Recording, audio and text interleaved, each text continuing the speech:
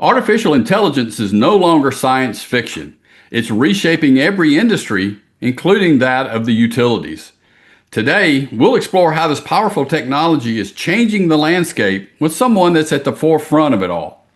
Hello, everyone, and welcome. I'm UTC President and CEO Rusty Williams, and thank you for joining us today on this edition of the UTC podcast that we call The Intersection, which is sponsored by Anterix and Belden. We call it The Intersection because UTC and its members sit at that intersection of technology and the delivery of reliable and cost-effective utility services. Today, I'm happy to welcome our guest for this episode, Ernest Wohnig. As the Minerva Institute's chair and executive director, Ernest brings a wealth of knowledge and experience in the defense, IT, and energy sectors. His primary area of expertise within the Institute is focused on the areas of artificial intelligence strategy, ethics, and risk. His strategic insights and innovative approaches are instrumental in shaping his organization's AI research goals and critical industry support agenda. Ernest, it's great to have you with us today on this edition of the Intersection podcast. Well, thank you, Rusty, and it's great to be here. I appreciate the opportunity to sit down and chat with you about something near and dear to my heart, and I think also probably at least of interest for your viewers or listeners in this case, I guess I should say, and what is going on in the technology world, in particular in regards to AI and how it's coming forward to impact their industry. The old discussion was about coming forward like a freight train, and in reality, I think it's more like a meteor falling down a gravity well at this point. It's getting a lot faster and it's only accelerating. So, looking forward to a great discussion. Yeah, we hear about artificial intelligence all the time in today's world. If you're paying attention at all, you hear references to AI, whether it's good or bad or somewhere in between. So I look forward to the conversation we're going to have, and particularly the applications in the old stodgy world of utilities. So I think we're going to have a great conversation today. But first, there's people that don't know you, Ernest, and doesn't know about your new venture, the Minerva Institute. So why don't you, as we get started, just tell us a little bit about yourself, your background, and how you came about to be an expert in this field.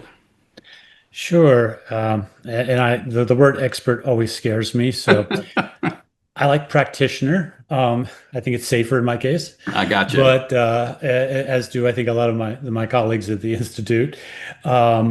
So yes, myself, I started out in the Air Force as an intelligence officer. Wrangled my way into information warfare, so technology. It was sort of early in my career.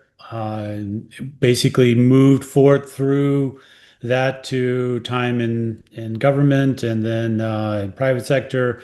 Wound up spending a lot of time in the infrastructure side, especially the energy sector, and basically along that line moved from general technology risk, cybersecurity. The last 15 years or so, started looking into and started being working with a number of through different organizations I was with, the impact of AI, all the way back to early chatbots even. So that started way back. People don't realize AI has been around for a while, at least the algorithms in reality, what we're talking about. Go back to your very early phone chatbots that everyone dislikes, to be polite. And that was in the early 2000s, and we've run all the way from there to ChatGPT in the early 2020s.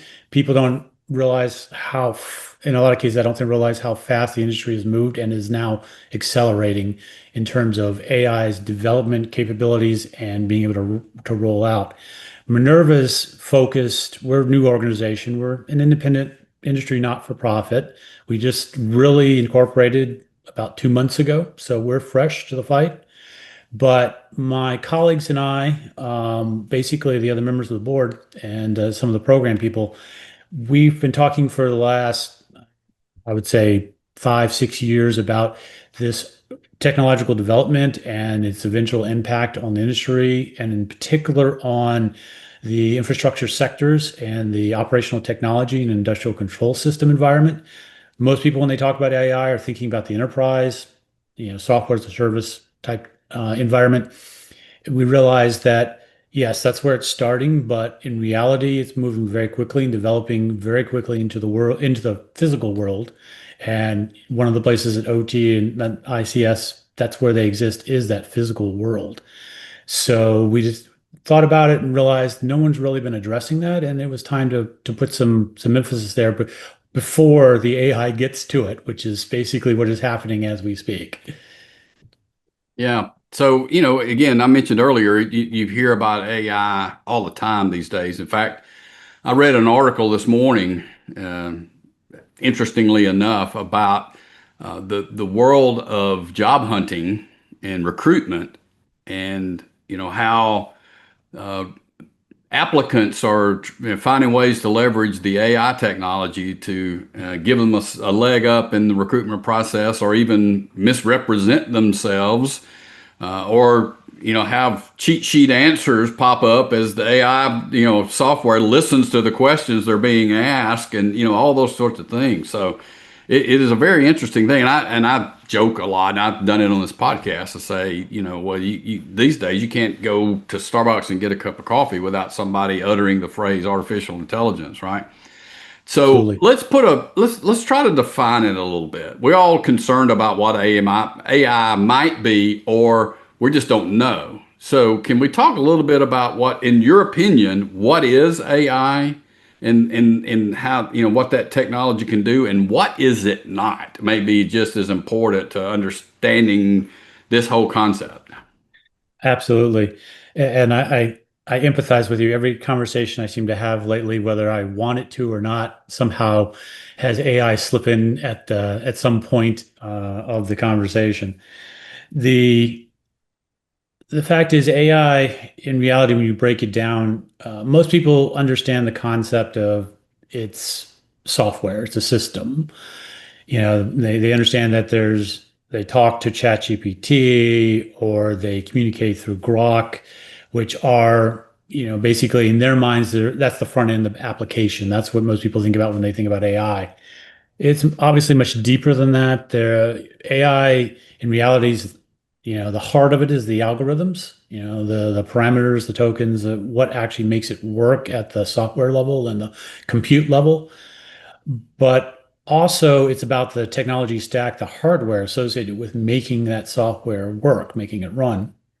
So, which is, quite a bit different than the current technology stack that we are familiar with in terms of the fact that the compute is much higher, the GPU versus CPU issue. So, to my mind, AI involves that software, that hardware, and then also for our discussion, the energy to make it actually work. So, without power, Right. nothing operates in the world, at least in our society. That's doubly so for the AI stack, if you will. So in my mind, it's all of those three things together. You need all three of those ingredients. Now, what it's not, people tend to either do one of two things in regards to AI. They dismiss it, or they basically give it godlike endowments. And it's really somewhere in the middle there. It's not God, it's not sentient, it's not magic, certainly not infallible, as we found in terms of the hallucination issue, although the hallucination issue is being mitigated over time. And what people don't realize is that hallucinations are kind of similar to the fact that we as humans have our own issues in that regard, minor mistakes and misthoughts, let's put it that way. But the fact is that AI is going to be an enabler. It's going to be probably in some ways a labor replacement. We can talk a little bit about that later on. But it is not magic, and it's not going to be the end all be all panacea, at least not for a long time in terms of replacing humans in the workforce. Now, We can talk about the workforce later on, I think, in terms of what the impact will be, because there will be an impact, but Hmm. it's not the Right. end of times as some people seem to think AI will, The is. cyborgs aren't going to rise up and take over the world, or Not anytime soon. no? Okay. And if we do it Hey, right, they won't. yeah. So They will you said the help. word hallucination. So I've heard that and read that in the context of artificial intelligence. Can you explain that kind of briefly? What you were talking about when you said hallucinations? Yes, so hallucinations. Basically, that's the case where, and quite honestly, we are still struggling with that, within the AI profession as to what the causes of it and what, you know, and how to root it out of the system. But what that means generally, in some cases, excuse me, in some cases, the AI, in its desire to give you an answer, may create, say, references. A classic example I think most people have. There was a case of a lawyer who used an earlier form of ChatGPT to basically create his case brief, and the judge looked at it and was like, "Wait a second, I don't recognize these case references." And basically, what had happened is the the system had generated it hallucinated a number of cases that just didn't exist, and Okay. quite succinctly, to the point where the lawyer, obviously not looking at it very closely, believed that it was acceptable.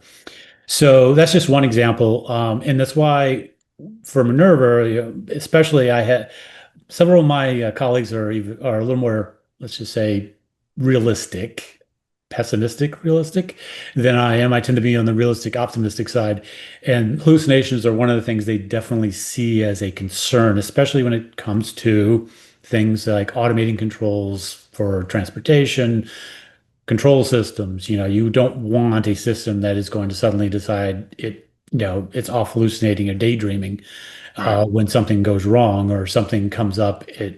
In terms of a transportation system, say, it hallucinates in terms of, you're in a car driving and basically something goes wrong.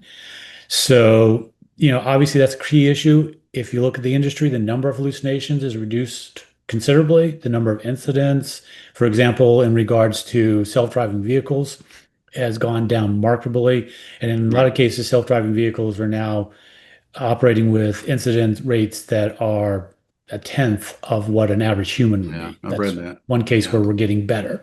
Now, at the same time, do we want to put an AI strictly in charge of a control system of a nuclear plant?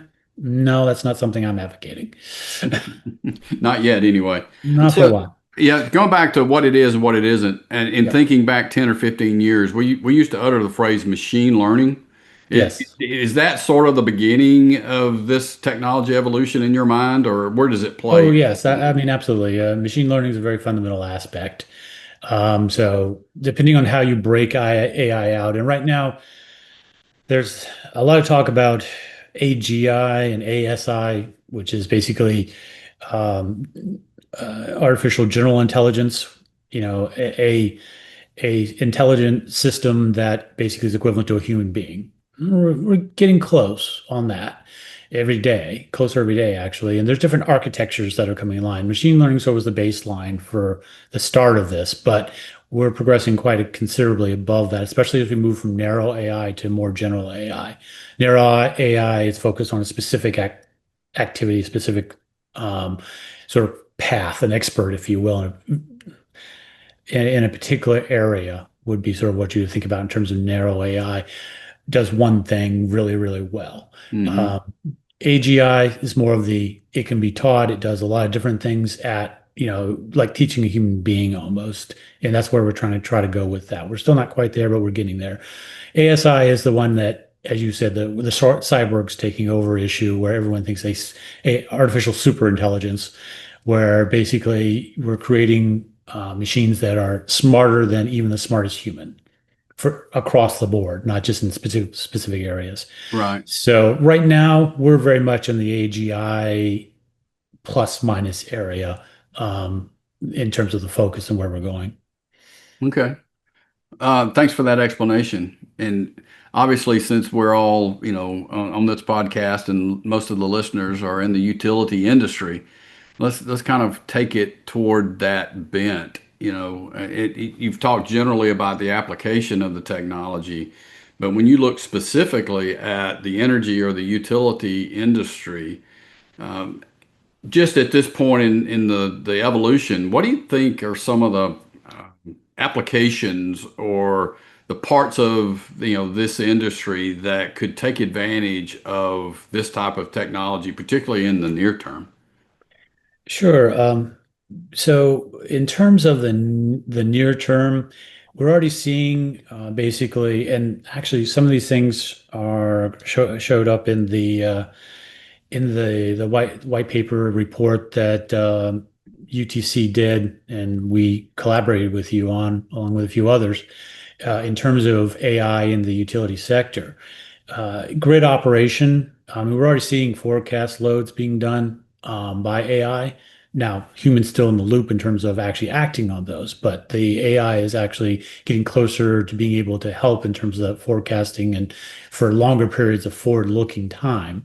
Uh, Quite honestly, that's one of the things that will probably become more prevalent as we look at renewable integration, because as most of your listeners probably understand or already know, since it's their industry, renewables are great. It's something we're looking at building more of, based on a number of factors, but they don't carry a lot of momentum into the grid. So when they drop off, bad things can happen, as we've seen in a few cases. That's one of the areas where AI may be able to help us sort of curtail that. If you look at uh, things like asset management and outage prevention, AI fault detection and restoration is becoming a big issue, big potential. Also in preventative maintenance. So helping with that scheduling of, when we bring plants down for generation capacity down for, a month in order to do a refresh every, 2, 3 years, whatever the life cycle of the plant structure requires. AI can definitely help in regards to ensuring that's a more smooth and efficient process. Hmm. Um, so those are just a couple of the things that I think are going to be short term and what I mean more immediate. Now, looking at longer term, there's all kinds of potential in terms of AI, again, in longer term forecasting, but also in terms of structuring the grid, leveraging AI in terms of control. Um, Something a little more futuristic, if you will. AI is probably going to be one of the solution factors for fusion technology coming forward, because one of the issues with the tokamaks, the big donuts that we try to put fusion into, is the being able to manage the plasma fields, the magnetics that keep the plasma in place. AI looks to be one of the ways that it's going to make that far more successful and efficient going forward. So, that's a much farther looking, but just give you a sort of future Right. context. The other thing that AI is going to do, probably in the midterm, is help us manage the workforce issue, because as we've discussed in the past, across the industry, I've discussed with a number of people, and I think you and I have talked about it in the past as well. We're looking at manpower shortages in Right. terms of plant operations, plant control, all those sort of things that are coming along down the pipe as the demographics change and as the industry has changed. AI is going to hopefully mitigate some of those factors, and as we sort of start having that workforce begin to thin out as it ages out. Um, the other aspect of this, getting away from the pure AI that we tend to think about at our desktop or level, is to think about the emergence of autonomous systems. So, Minerva Hmm. Institute for AI, industrial AI, and autonomous systems. So, one of the things that we're looking toward in that regard, is the fact that with those robotics coming online, we're potentially looking at the ability to transfer more of the physical labor aspects into actual humanoid robotics and specialized robotics. The breakthroughs of that in the last couple of years and moving forward over the next, I think in the midterm, say the next 5 years or so, are going to be substantial for a lot of the physical kinetics that we have in terms of maintaining, managing, even constructing elements and assets in the grid. Okay. Thanks for mentioning the UTC white paper, by the way. And that has just Of been course. published in the last couple of weeks when we're recording this. So if you want to find out more about that, you can go to utc.org and find out, how to get a hold of that paper. I think it was a good foundational paper for this industry. And Absolutely. again, there's a lot more to it, and we're hoping we can do another one or two versions of that to get a little bit deeper. But the workforce issue is interesting to me because to me, the way I look at it from my engineering brain is, the application of AI technology can be to do a current process quicker, better, faster, more accurately, Hmm. right? And one of those from workforce perspective been reading about recently is things like the large accounting firms hire graduates by the thousands and bring them in to do a lot of I'll call it menial tasks, but very repetitive work and work those 60, 70 hours a week, and then now can be taken care of with some sort of AI-based technologies. But that's one thing. But the other part of that conversation is what happens. That was the entry into that industry. So what happens then to get people into that industry, into that workforce, and so they can grow and advance and improve. That's some implications that maybe we don't know the answer to at this point. But in addition to just automating existing processes, I mean, there are things out there that we can't really imagine yet, or we've thought about it and said there's no way we can do that. I've read some articles, and this was kind of a combination of AI and quantum computing kind of technologies of the way pharmaceutical research is going to be done going forward, right? And there are things that can happen in this world of AI and quantum computing that we can't even imagine today, right? So Yes. it's going to be interesting to see how that plays out in the coming years to make us, better as a society, but also, be able to understand and keep, some control over the technology if you've got some kind of concern about it. Well, you bring up a number of good points there, Rusty, and I've actually written a couple of thought pieces in particular about the workforce implications.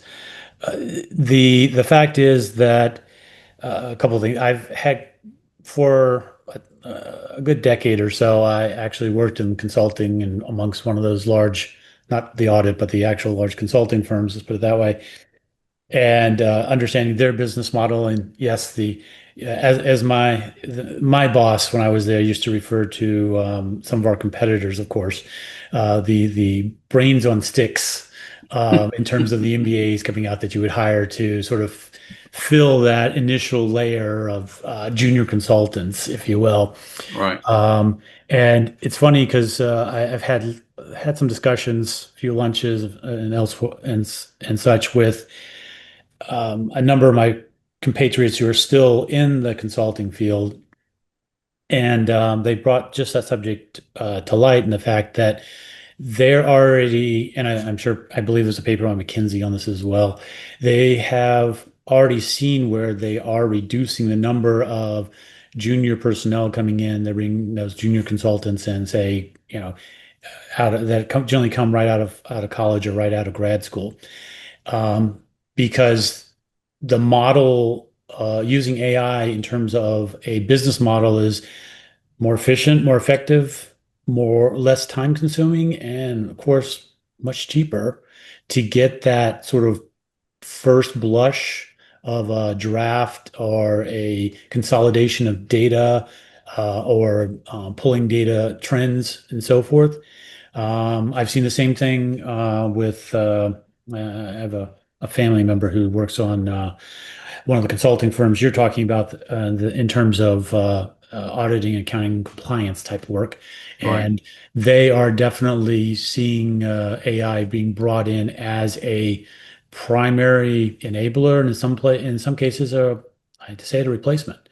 If you look at the job numbers, for example, amongst that age group, it's sort of buried right now in a lot of the numbers, but we are seeing an uptick in the number of young people, for lack of a better word, who fall into that demographic category in terms of Hmm. the percentages of unemployment or difficulty in finding employment, as AI begins to not replace them necessarily completely, but begins to reduce the number required or Right. create the opportunity for, say, that.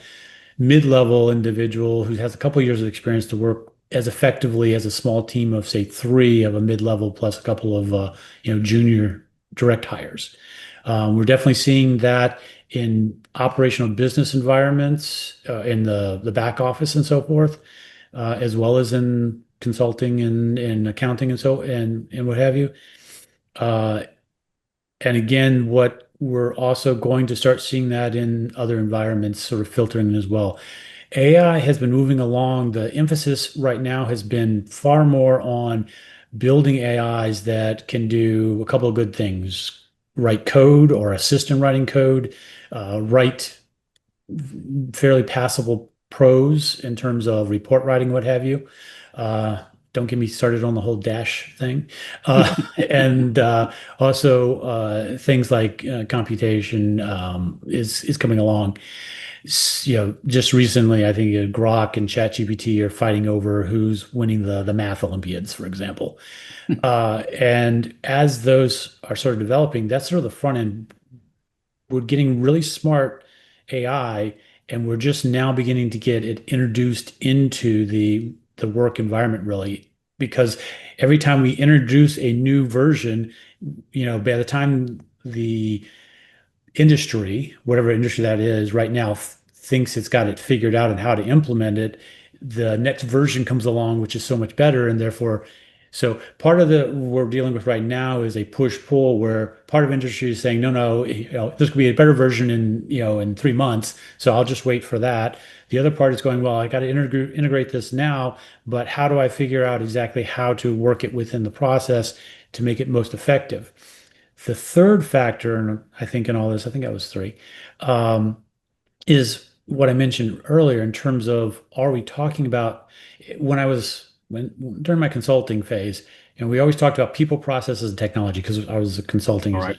Yep. um, and technology was always a separate entity off to itself, which basically was looked at as some sort of mechanical software means of improving, as you said, efficiency or effectiveness of a process, enabling people to use a process better, if you will.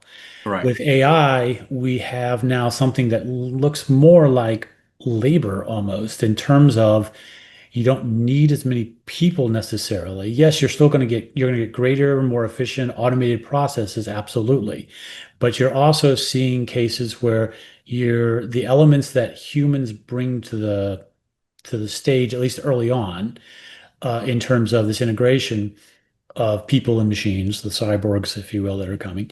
The fact is that AI is beginning to bleed over in the things it does into some of that, what we classically defined as labor.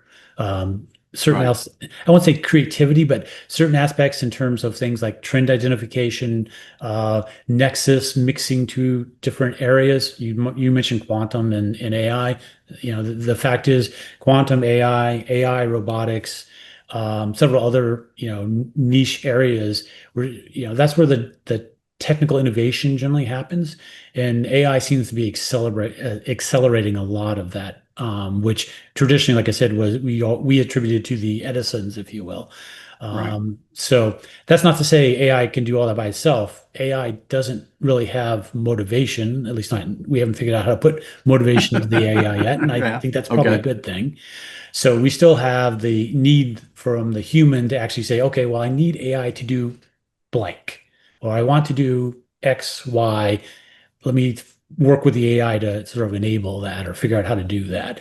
We're still very much at that stage. And hopefully we'll be at that stage for a while. Once we figure out the motivation piece, that's some of the risk issues later on I worry about. Well, all right. Well, we're kind of getting close to the end of our time here, and this is something we could talk about for, hours and hours or Yes. days, right? But as we've talked about what it is, what it isn't, what some applications, what kind of advice do you give the average person, right? So whether we're talking to technologists and utility people and those kind of people, but in general, what kind of advice related to artificial intelligence would you have for the average guy on the street? Well, first engage with it. A lot of people are sort of not engaging or engaging minimally, excuse me, uh, based on what's sort of being fostered upon them by the technology platforms. My advice is to get to get a monthly subscription, not the enterprise, whatever, but the $20 a month for one or two, play with them, use them for some small tasks, see how they work. Because in a lot of cases, you're going to see where AI actually what it can do and what it can't do based on that in a lot of cases. You'll be more educated in terms of understanding what it does and how it might impact you in terms of work and in terms of your business. If you're an exec, I don't understand why you wouldn't already have a couple that you're already playing with, because I assure you, most of your people probably are as well, at least the more technical driven individuals. And if you've noticed a significant increase of productivity amongst a few of your star players, there may be a reason for that. Now, hopefully, they're using something that you vetted and incorporated internally within Right. your enterprise, as opposed to what I refer to as shadow AI. We had Oh yeah. shadow IT, we still do, but now we're getting to this point of shadow AI, where it's so easy. Like I said, $20 you get ChatGPT, Pro, whatever.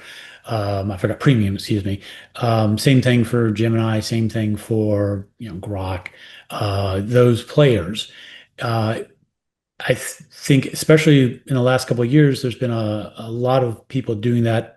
The front runners playing with the technology. And that's where a fair amount of the early drive has been in terms of moving it into the enterprise. But I think as things progress, we're seeing that more impactfully impacting. Okay, double word there. Um, Increasing the impact on the enterprise based on the integration of enterprise level, AI type of activity capabilities. The other thing I would advise is talk to your people. If you're a manager, if you're an executive, talk to them, especially in a non-attribution environment. Say, have you used it? Have you seen where it might be helpful? Because there's, people are going to want to use it. And in a lot of cases, if it makes their job easier and it's more effective, then, that's kind of a use case to look at. Hmm. Now, if you're looking at the more traditional, I'll put my consulting hat on here for a second. And, if you're a senior manager or an executive at a utility or at a generation um, company or distribution or what have you, the thing you should be looking at is an AI strategy. If you don't already have one, hopefully you've already started thinking about this. You need an AI strategy. You need a governance model for how you are going to leverage AI and how you're going to sort of put the guide bars in, i.e., no shadow AI. We will give you a platform you can use or a Right. capability you can use, for example.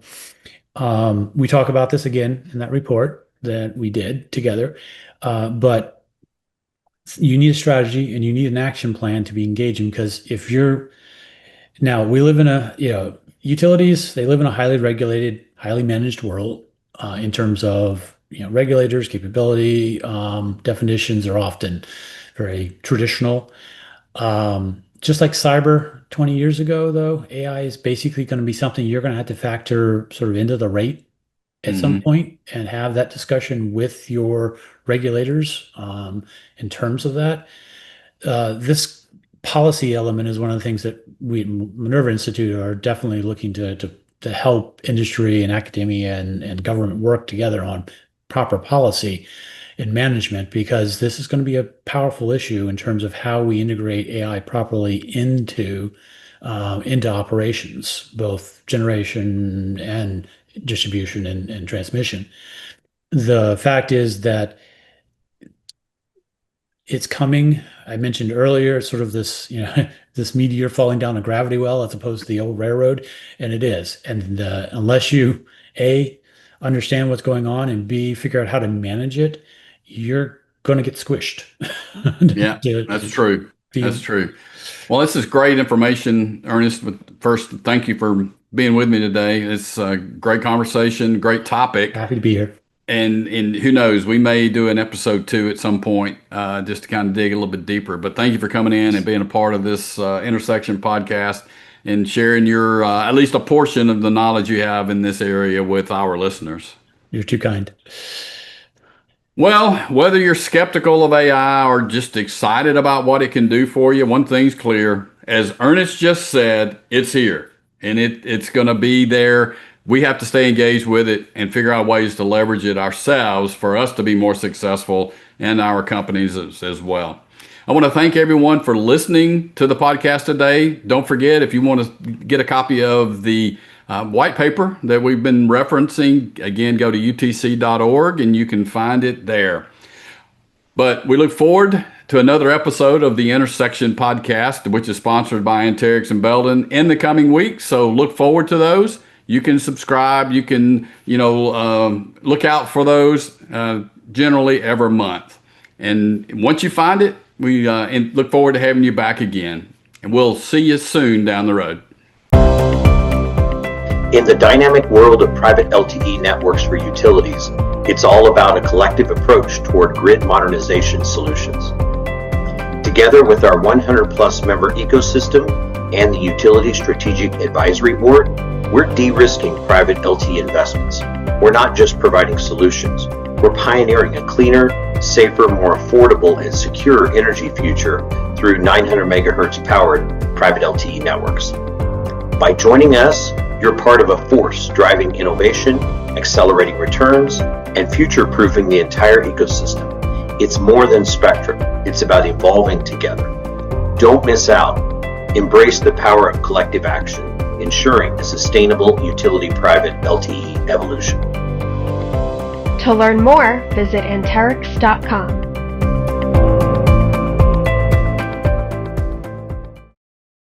Control the chaos. Distributed energy, more devices, less predictability. If your grid feels harder to manage, Belden brings clarity to the chaos. From real-time visibility to substation automation, we help you transform complexity into control. Belden, your partner in power. Explore more at to.belden.com/energy.